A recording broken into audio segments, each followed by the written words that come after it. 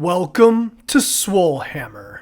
Even though we love the frantic action of Warcry and the skirmish gameplay of Kill Team, there's something to be said about fielding a big army. Hence why I started Starting Sigmar. So things are going to be a little different for this edition of Starting Sigmar. We're going to go over the Battleforce boxes. These are holiday boxes that come out every year, and we're covering the Age of Sigmar ones. We're still aiming for a 1,000 point list, even though some of these boxes go well past that in value. And we're looking to make little or no purchases aside from the box itself. So with that, I'm condensing the buy list section and just having 7 rapid fire lists, one for each Battleforce box. Since there's so much to cover, we have to simplify it. And on that note, let's get started. As I alluded to, the buy list will be very straightforward for this video. You buy the Battleforce box, whichever one for whatever faction you desire.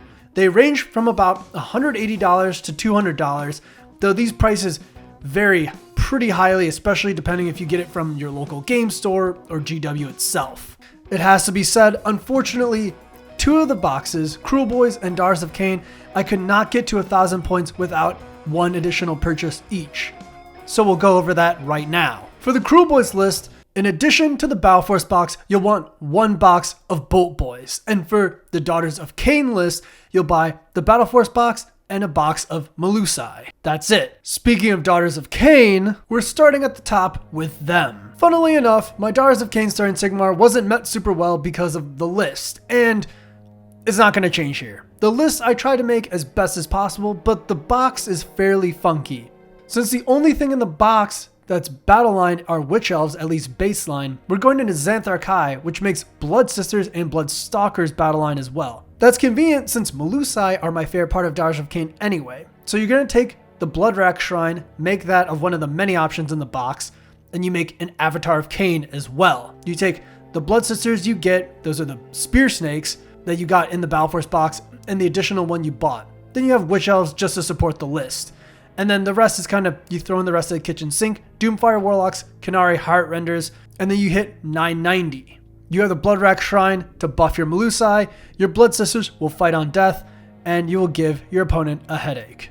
Next on our list is Gloomsbite Gitz. Big disclaimer here, Gloomsbite do not have their 3rd edition Battle Tome rules yet, so the rules will change in early 2023. They just got announced as the making of this video, which means the points will change as well. However, since it's a holiday box and people want it now, let's see what they have to offer anyway. We're going Jaws of Mork, because that's the Squig faction. There you go.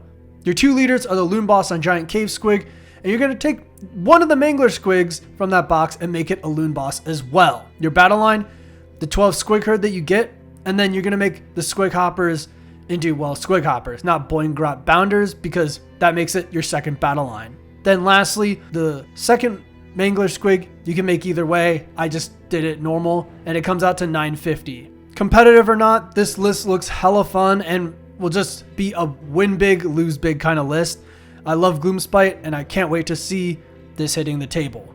Next up are the Night Haunt, and we're going Quicksilver Dead with this list, simply because that's how the points work out. You could go Scarlet Doom theoretically for your 2nd battle line instead of Dreadscythe Harridans, but the points go over 1,000, so you're boned.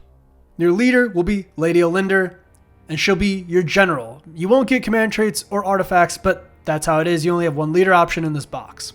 Your battle line are the Dreadscythe Harridans to benefit from Quicksilver Dead, and then Grimghast Reapers since they're just your base battle line. Lastly, you have the Black Coach, one of the coolest models in the game, and this rounds out a very interesting and epic kind of Night Haunt list.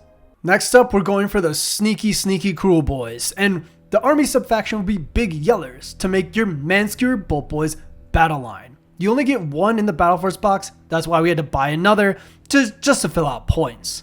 You could also do the Big Ballista, but you'll be at 940. I just figured this is a lot cleaner. For this list, I made Gobsprak instead of the Killer Boss on Vulture just so you get some nasty casts off.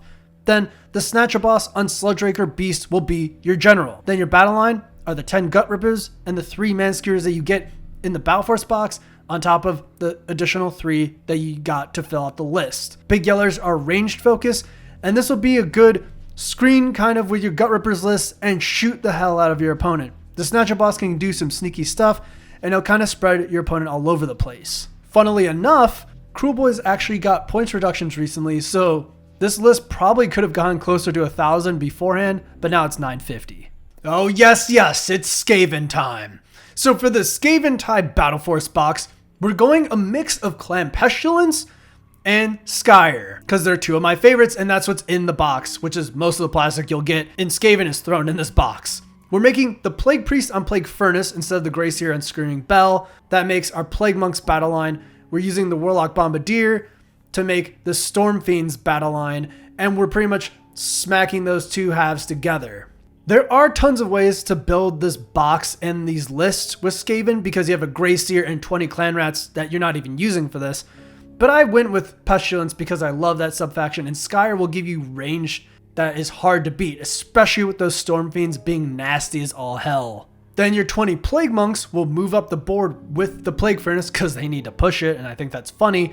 And then you'll get some prayers off, and there'll be a lot of cool wizardry and chanting going on with all the mayhem ensuing, as a Skaven list should. Next up are the Stormcast Eternals, and we're going Knights Excelsior because that was the only way for me to make this list legal with two battle line options. Knights Excelsior, make your Annihilators battle line, and then you take the one leader option, which is the Knight Relictor. You could make one of the Stormdrake Guards a Knight Draconis. I chose not to. The points get weird. So you have your Annihilators slamming down from deep strike onto the field, Vanquishers to back them up. Stormdrake Guard are just very powerful units and will be fun for any new player to use. And that's about it. I'm not necessarily a Stormcast expert, so if you have any better ways of making this list with these units, let me know in the comments. And lastly, and probably my favorite box, is the Sylvanath one. You get so much with this box, but the best way to do 1,000 points, and this one is 1,000 points on the nose, you take Dreadwood, you have your Drytra from the box, you make one of the Tree Lords a Tree Lord Ancient, and then you use 20 of the Dryads in units of 10, and then 1 unit of Spite Revenants. You might try and make a Spirit of Durthy with the other one and take the second unit of Spite Revenants, which I actually tried to do with my Dreadwood.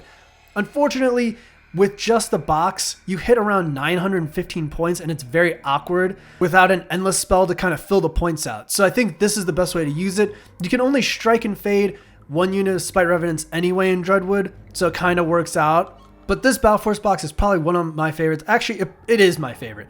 It almost hits 1,500 points if you build everything to its maximum point value, which is absolutely nutty for around 200 point price tag. So that's it. Overall, I like these Battleforce boxes a lot for AoS Sigmar and even the 40k ones because they have good centerpiece models that you want in these big kind of games. Overall, if I was a new player trying to get into these armies and I wanted to buy these boxes, I would recommend Cruel Boys, Skaven, Gloomsbite Gitz, and Sylvanath as the 4 best ones. The Nighthaunt one has some very cool models, but it's kind of awkward, kind of like the Stormcast one. And then the Daughters of Kane one seems like a random assortment of models and the lowest point value, which is my least favorite one. So that's it for the video. Thanks for watching, and if you like this kind of content or want to see more, just let us know in the comments. As always, this is Rafik with Swolehammer. Merry Squigmas and stay swole.